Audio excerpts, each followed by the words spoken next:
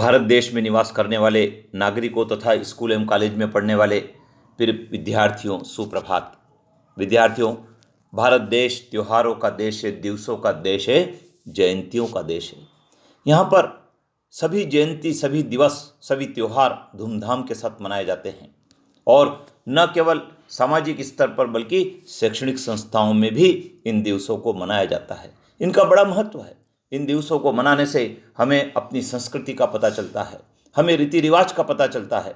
हम इन दिवसों के माध्यम से महापुरुषों के बारे में जानकारी प्राप्त करते हैं और अपने ज्ञान को बढ़ाते हैं।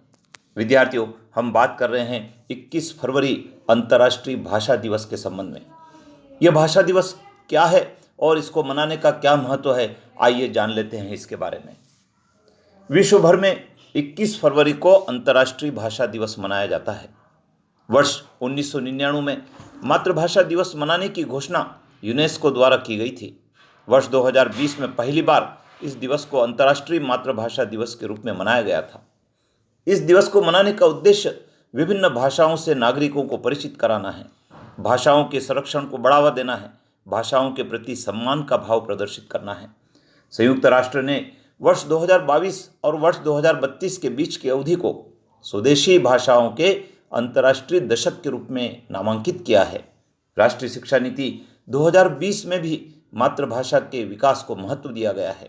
विद्यार्थियों, संविधान की यदि हम बात करें तो संविधान के अनुच्छेद 29 में सभी नागरिकों को अपनी भाषा के संरक्षण का अधिकार दिया गया है। तो विद्यार्थियों, भाषा का बड़ा महत्व है। भाषा संप्रेषण का माध्यम होती है। भाषा हमारे व्यक्तित्व को बताती है। भाषा में समन्वय स्थापित करने का गुण होता है। भाषा एकजुटता लाती है। भाषा एकता के सूत्र में पिरोती है।